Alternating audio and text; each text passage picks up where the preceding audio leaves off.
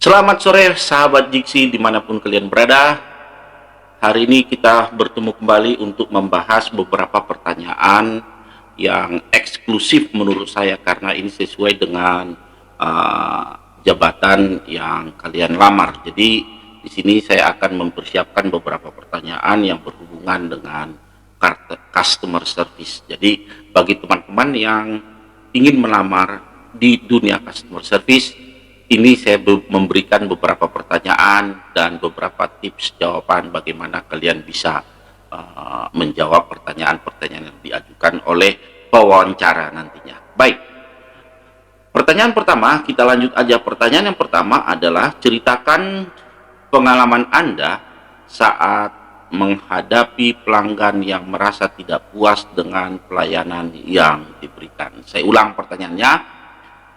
Ceritakan pengalaman Anda saat menghadapi pelanggan yang merasa tidak puas dengan pelayanan yang diberikan.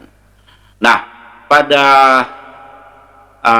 pertanyaan ini, para sahabat Jiksi dimanapun kalian berada, pertanyaan ini sebenarnya menceritakan apakah kalian sudah pernah berpengalaman menjabat sebagai customer service sebelumnya. Karena dia menanyakan pengalaman kamu, bagaimana kamu menanggapi pelanggan-pelanggan yang yang merasa tidak puas dengan pelayanan-pelayanan yang sudah diberikan sebelumnya.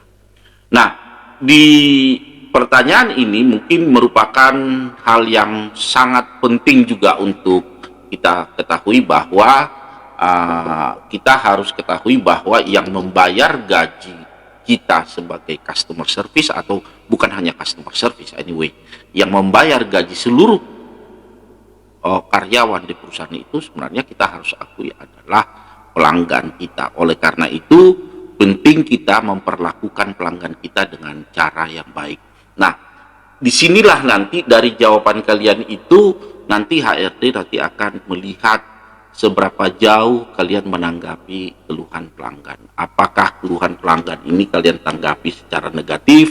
Apakah keluhan pelanggan ini kalian tanggapi dengan positif? Nah, pelanggan yang merasa tidak puas adalah salah satu indikator bahwa kita masih belum memperlakukan karyawan kita dengan baik. Itu adalah satu indikator yang perlu kita ketahui. Oleh karena itu, ya, para sahabat di Jiksi dimanapun kalian berada, kemampuan kalian mendengarkan keluhan pelanggan itu merupakan suatu hal yang penting. Jadi, kalau pertanyaannya, jelaskan kepada kami bagaimana kalian menghadapi pelanggan yang tidak puas. Nah, kata kuncinya di sini adalah kemampuan kita mendengar keluhan pelanggan, ya. Jadi keluhan pelanggan itu jangan sekali-sekali kita anggap sebagai suatu bumerang atau yang menyerang kita secara pribadi, tetapi perlu kita tanggapi bahwa keluhan pelanggan itu adalah masukan yang penting bagi kita. Ingat, pelanggan itu sayang sama kita karena makanya dia memberikan keluhan. Nah, kita pun yang mendengarkan keluhan itu, kemampuan untuk mendengar atau keterampilan untuk mendengar itu pun penting. Keterampilan kalian dalam menangani komplain pelanggan juga akan dinilai dari cara dia bertanya seperti pertanyaan tadi. Coba ceritakan kepada kami bagaimana tanggapanmu dengan menghadapi keluhan pelanggan, kan gitu. Nah, oleh karena itu guys, ya, katakanlah bahwa keluhan pelanggan itu baik, kemampuan mendengarkan keluhan pelanggan itu baik, dan keluhan pelanggan itu baik dan sesuatu yang harus dicermati. Nah, pertanyaan yang kedua yang sering ditanyakan jika kalian melamar sebagai customer service, apa yang kamu dapat lakukan untuk mengukur kepuasan pelanggan? Nah, apa yang kamu dapat lakukan untuk mengukur kepuasan pelanggan? Nah, ini pertanyaan penting sekali bagi kalian sebagai customer service, karena kepuasan pelanggan adalah salah satunya yang dapat diukur dari jumlah komplain. Jadi semakin banyak komplain yang datang ke kita, ya, itu merupakan suatu indikator bahwa kita masih belum mampu memberikan kepuasan pelanggan dengan baik. Nah, sebenarnya komplain itu tidak jelek.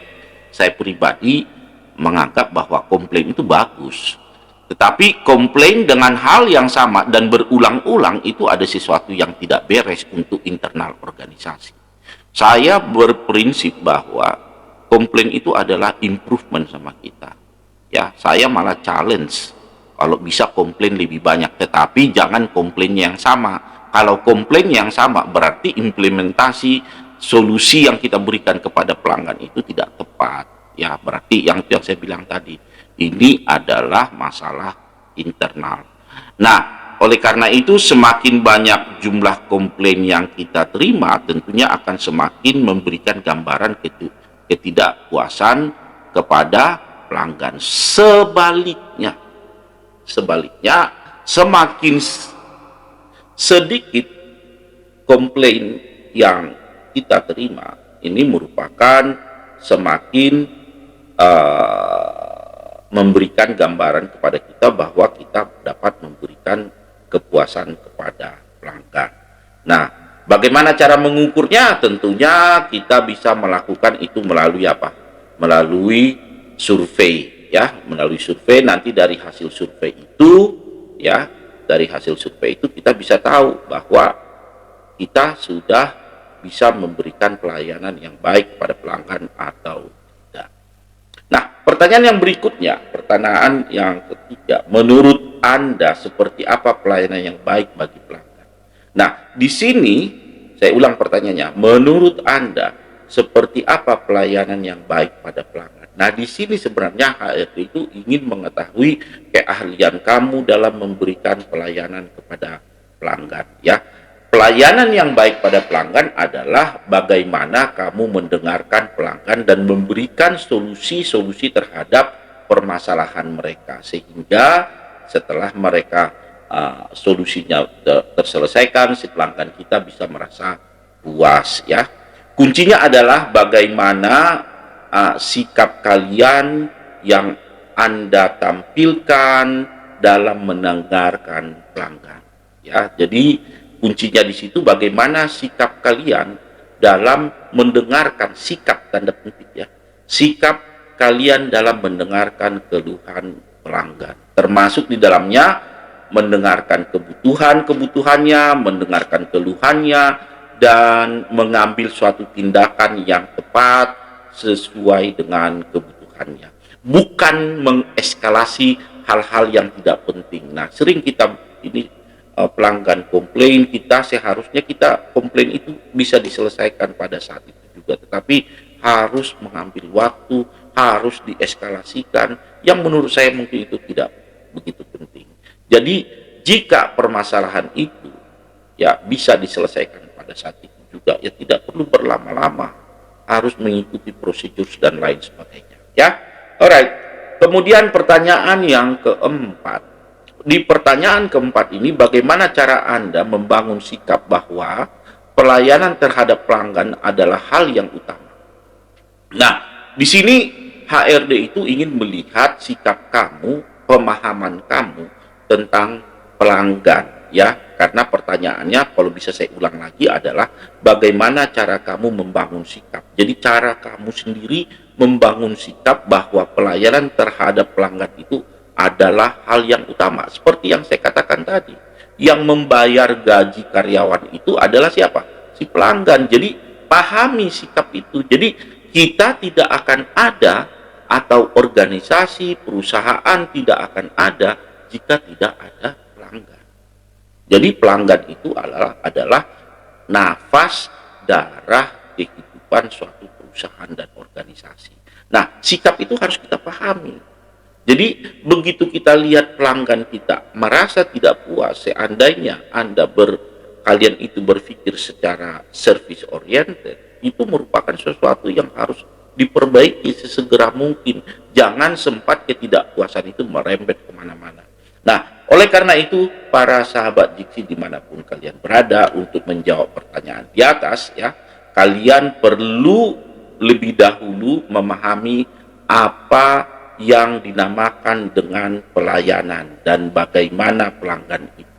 Jadi perlu kalian paham dulu apa yang dimaksud dengan pelayanan, atau dalam bahasa Inggrisnya disebut dengan service.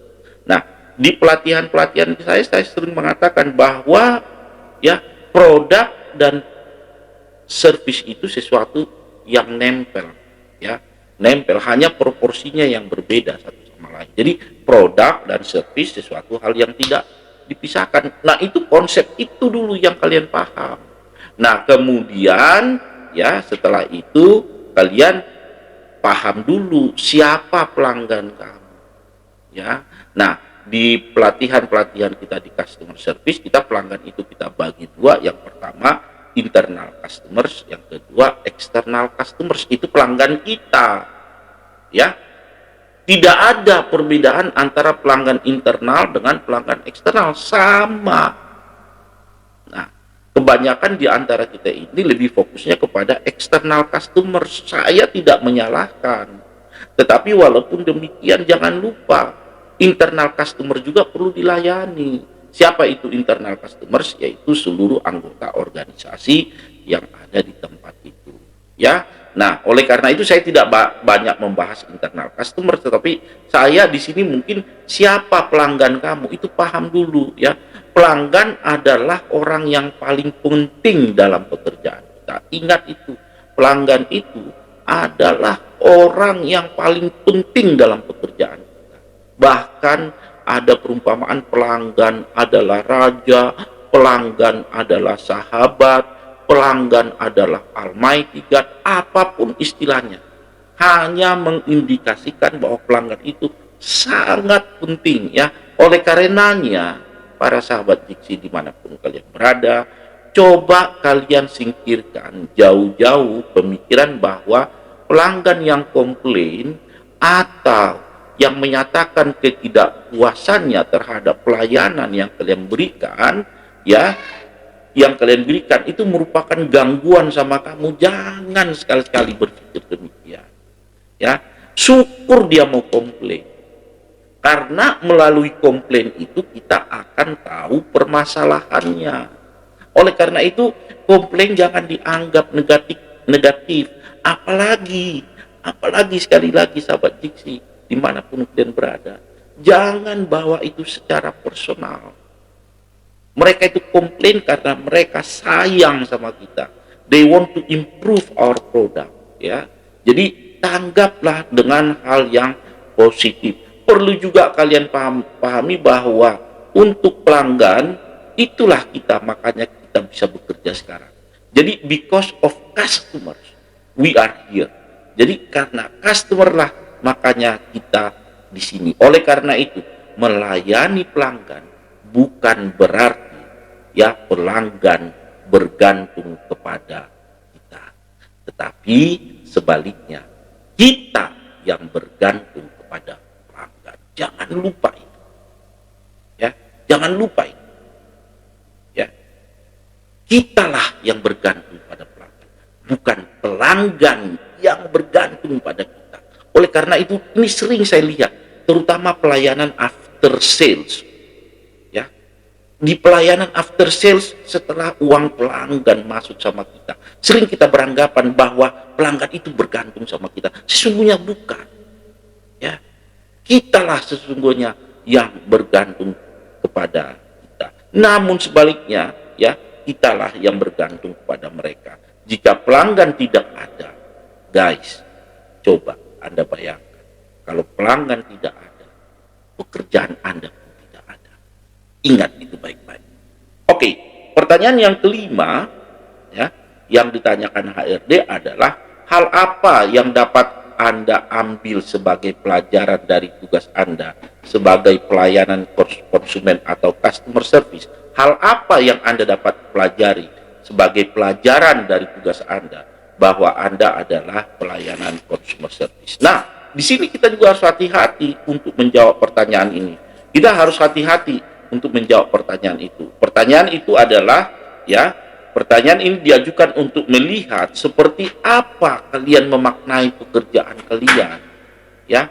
penting juga untuk kalian menyadari bahwa pekerjaan tersebut sangat sangat diharapkan untuk dilakukan dengan baik, sehingga dengan melakukan tersebut kalian bisa mewujudkan rasa tanggung jawab kalian kepada pelanggan. Nah, banyak hal yang boleh barangkali diperoleh dalam menjalankan tugas sebagai customer service Bagi saya pribadi, menjalankan tugas customer service itu adalah suatu pekerjaan yang mulia. Karena customer service itu kita bisa membantu permasalahan pelanggan kita. Semakin tinggi jam terbang kalian menghadapi beberapa tipe pelanggan, semakin jago Anda bekerja di customer service. Ingat, pelanggan Anda itu bukan cuma satu tipe, mereka itu banyak tipenya. Kalian harus paham masing-masing tipe-tipe pelanggan kalian. Nah, inilah ilmu sebenarnya yang hanya didapatkan di customer service. Oleh karena itu, para sahabat Jiksi, dimanapun kalian berada, cintailah pekerjaan Anda. Jika kalian itu mau menggeluti dunia customer service. Saya Rudi Manulang, sampai ketemu kembali di acara yang berbeda. Selamat sore.